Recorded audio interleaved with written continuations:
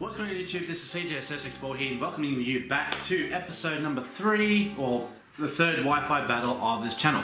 If you guys want to become a member of Xenos, there's a link down below. If you want to become an opponent, follow me at Sharpino, become a member and subscribe to this channel because as always, your support is always appreciated. So, today we are versing the other half of the admins of Xenos, and his name is Ahmad. And me and him, we go way back, and we're gonna go ahead and have a Wi-Fi battle because why not? So his team is bringing a Mega Banette, he's bringing the Umbreon, Dugtrio, Volcarona, Empoleon, and Terrakion. And that team looks really scary because of that Terrakion and because of that Empoleon and the Volcarona and everything else, because you know that's what Pokemon's all about. So he starts off with the Banette. We're using the same team with the Expert Belt, Hydreigon, Assault Vest, Landorus, the Mega Metagross, the Careful Natured Life Orb Banette, Talonflame, the Excadrill, Jolly with Focus Sash, and the leftovers Moxie Gyarados, which was the hero from our last episode. So we start off here, he goes for the Protect, we get the Miss, and we bring in the Talonflame to absorb whatever he's going to do, or Will-O-Wisp, which is what I was predicting. But he does pack the Disable, so we need to make a note of that because that Disable was actually going to be a big thing to us. So I knew he was going to swap because he didn't want to get Will-O-Wisp, so we Will-O-Wisp his Umbreon when it comes in.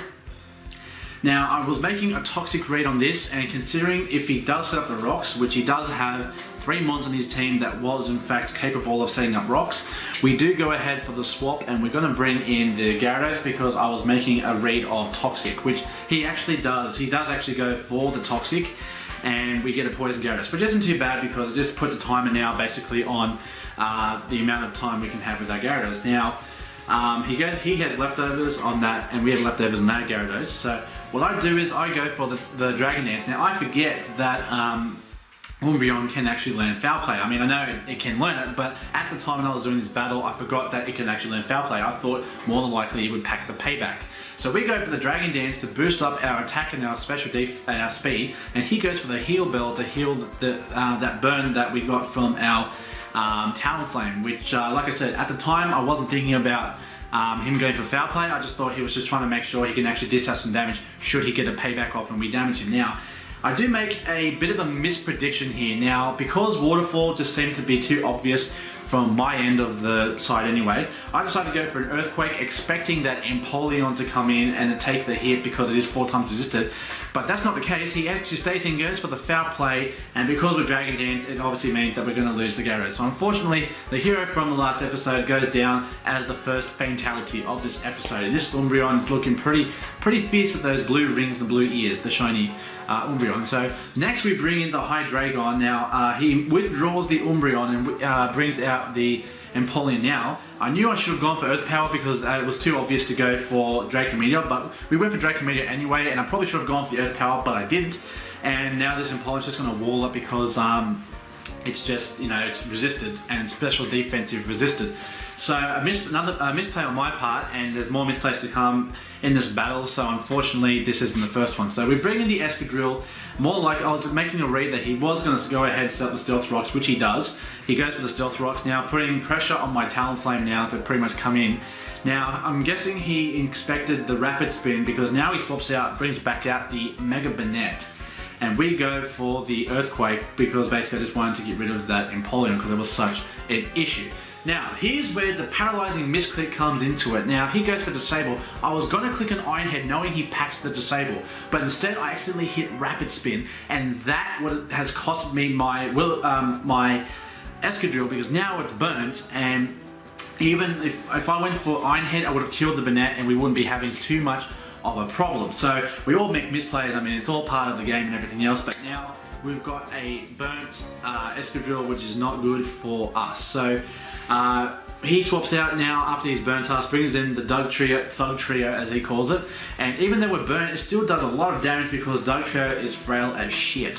So he's going to go for the Earthquake, outspeeds us. Now I was going to go into Landorus, but I just, at this point Excadrill was going to be pretty pointless because it is burnt, so the Excadrill goes down. I probably could have preserved it by going to something else, but I didn't want to take any risks, especially with Talonflame coming in at half health. So now we bring in the Landorus, we get the Intimidate off, and we're going to go for the Earthquake, I believe. But he goes for the Protect, and he's going to get that turn of I think he was just trying to make a read to see what we were going to do with our move. But now he's going to withdraw the Thug Trio and bring out the Banette, basically using it as death fodder. Now I probably should have gone for the Earthquake again, but this time I went for the U-turn because what I wanted to do was get the Talonflame out and want a free switch and just let it take in the damage from the Stealth Rock, and then we could possibly roost, or depending on what he brings in next, we can make a play from there. So we bring out Talonflame. Now he decides to bring out the Terrakion, which was a very interesting move on his part. Now,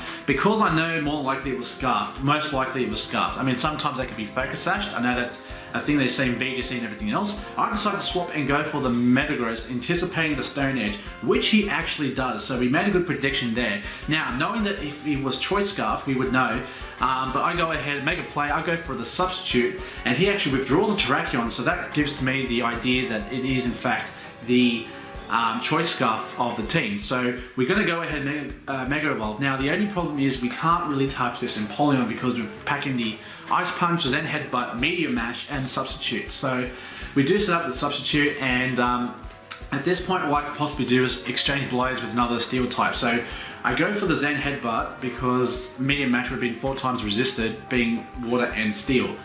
Now, here's where things get a bit prickly. He goes for the knockoff. I wasn't expecting the knockoff, but he not only gets the super effective hit, but he also gets the crit on our Substitute. Now, I don't know whether that matters or not. I'm pretty sure it didn't, but we just move along here. We go for another Zen Headbutt, and we're hoping to see if we can either land a turn of flinch, because more likely he was actually going to go for that knockoff. We do trigger his Citrus Berry, so he brings himself back up to just about 40% health, and we do score the flinch, so that was actually pretty good for us. Now he makes a good move here. He swaps back out into Umbreon because he knows that we're going to go for a Zen Headbutt again, and obviously because he's a Dark type and it's not going to actually do anything. So we go ahead and we miss because it's obviously a Psychic type hitting on a Dark type. So with that said, we go ahead and use the Meteor Mash because we've acknowledged at this point he's going to go for the foul play, but we get lucky, we land a crit on that Meteor Mash, which is going to make this Umbreon near dead. But unfortunately he is going to land a foul play, and it is going to be the end of this Mega Metagross, which is unfortunate because Mega Metagross did a lot of damage to a lot of his mons, so it did make a contributing factor to this match. So now we're looking a bit bad. We're at 3 to 5, we're looking a bit low, and what I do is I go for the Earthquake because I'm guessing at this point he's accepted the fact that Umbreon, he's just going to let it die because I'm going to go for the Earthquake regardless. So we go for the Earthquake, and that Umbreon goes down, and we bring ourselves back into our favour. Now we're at 3 to 4. He brings out the Thug Trio, and he goes for the Rock Slide, fishing for a flinch. Now to make things even, he actually does score the flinch, which I thought, you know what, it's amazing he got it, but you know what, it's fair enough because I got the flinch on his Empoleon with the Zen Headbutt, probably when it could have mattered. So we go for the Earthquake, and we're going to kill off this Thug Trio, and we're evening the score now at 3 to 3, which was a really good change of pace for me. Now this is where, again, things just get that extra bit prickly here. So he goes for the Stone Edge. I would have thought we would have lived it, but I don't know what his spread is of his Terrakion, but we don't actually live that Stone Edge. We actually die out to it, so that was rather unfortunate. We bring in the Talonflame. Now our Talonflame is going to be brought down to 1 HP because of the rocks. Now here's where I make the game-changing misplay.